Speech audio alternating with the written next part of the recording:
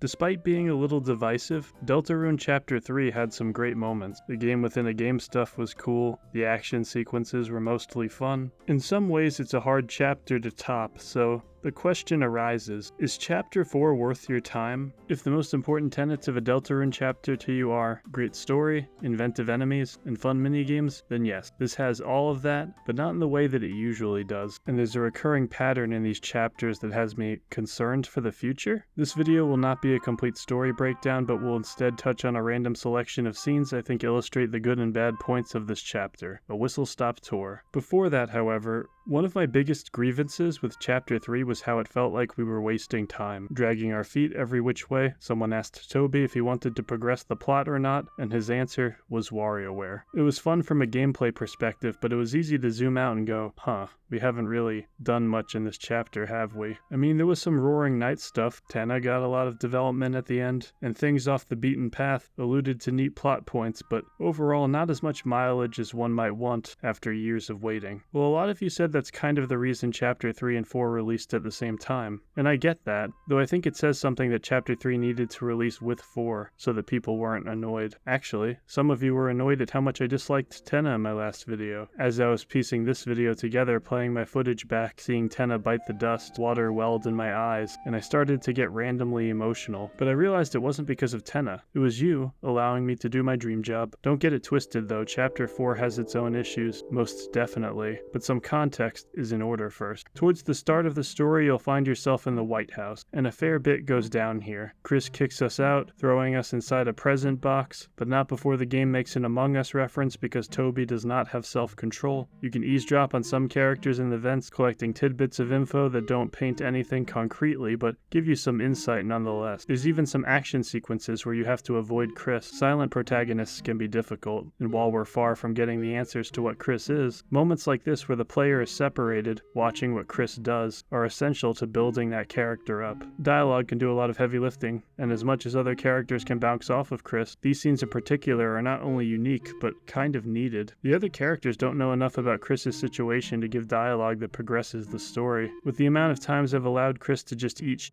in battle, I understand not wanting me in control anymore. Is our ability to control some sort of punishment? Did Chris do something terrible? Maybe push someone down a flight of stairs? I do not know. But the slow unraveling of this elusive and demonic main character is shaping up to be Deltarune's most interesting plot point. Up to now, most of Chris's character development has been acting like a background dancer from Thriller when no one is looking. So it was nice to see some of the stuff that we saw in this segment, even if there's still a lot in the dark. The other prominent part of this segment is probably just messing with Susie and Noelle's pseudo-date by moving objects around the house. Most of this is probably a boon for Susie, as anything that makes Noelle scared enough to run into her arms is a plus for her. Susie truly never lets an emotionally vulnerable situation go unexploited. Something very strange happens after all of this. Carol makes an appearance and she is absolutely pissed over the company Noelle is keeping, with the exception of Chris, which is intriguing, but what's with the music? It just doesn't seem like it fits.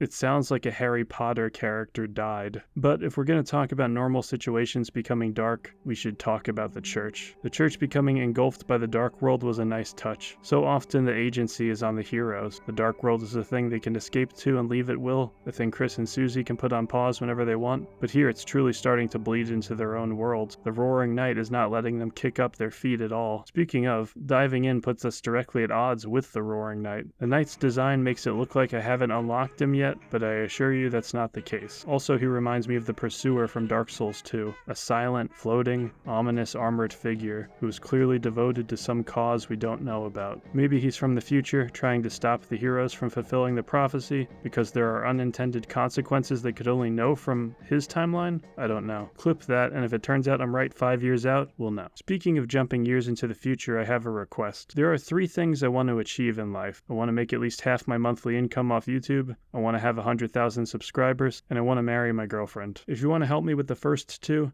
and give me your condolences for the third, that would mean the world to me. I'm working on a video where I beat the Roaring Knight with no Shadow Mantle using a dance pad, so if you want to see that when it comes out, be sure to subscribe. Even if this game theory isn't true, there is already sketchy stuff about the prophecy our heroes hate, though we don't know specifically. Before Chris can see what the next phase of the prophecy is, Susie smashes the floating signage to bits, and I think that is awesome. I know some of you guys like to poke fun at how I bring up God of War in every video, but damn does this chapter make it easy. A magical axe, a prophecy where the characters are desperate to avoid the conclusion, an emphasis on the word boy. In Deltarune, I think the added layer of not knowing the exact way the prophecy goes haywire is especially interesting. It encourages more discussion about what could go wrong, though I hear a popular theory is that the last prophecy is the sealing of the Castle Town fountain. You can let me know in the comments why you might think that's the case. This would suck because we'd probably lose the old man. Gerson Boom was definitely a highlight, took me a bit to recognize him. The way he conducted himself felt like a different shade of Toby humor that's slightly less obnoxious than the progressively crazier characters trying to top Spamton. Hovering over the old man in combat and having the flavor text just be "I'm old" caught me completely off guard, and I laughed much harder than I should have. I also liked his dynamic with Susie. He was the first person to teach her something in a way that didn't feel belittling, and she got more invested in him than she often allows herself to. Not all is sunny when it comes to the time-worn tortoise, however, as we do, in some fashion, end up fighting him later on. Like my ex, Deltarune often answers dialogue with combat. More specifically, it shows how its characters feel through combat, whether it's Dogame refusing to fight after losing his wife in battle, or Gerson Boom's fighting style alluding to his connection with Undyne. There's a way Toby does it that Nintendo don't. Chapter 4 in particular has some great moments in this vein,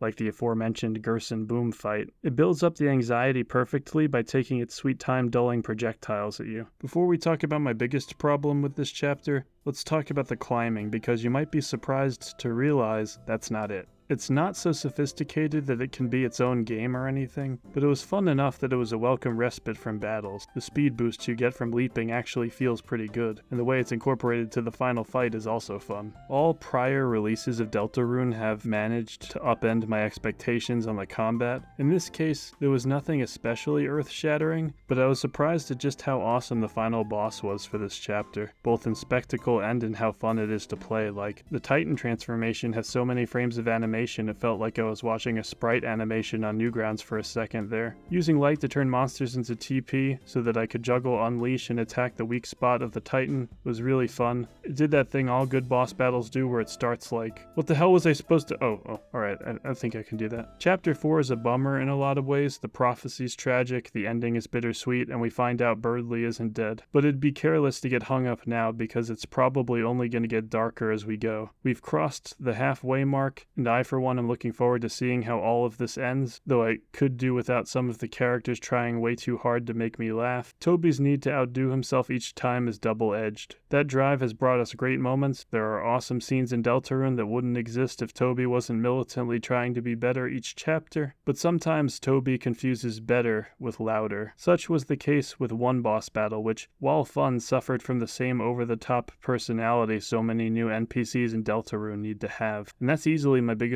problem with Deltarune. Some of the characters are needlessly annoying. If you don't think these characters are annoying, that's fine, but I have to be honest when making videos like this, though that pizza guy is a glaring exception. Those faces were amazing. Deltarune is already a phenomenon. My feedback is insanely irrelevant because millions of people already like it, but I think it'd be even better if Toby just pressed on the brakes a little bit in regards to the zoomer humor, like a teensy tiny bit. Subscribe to watch me fight the Roaring Knight with a dance pad in the future, and I'll see you before long. Booba.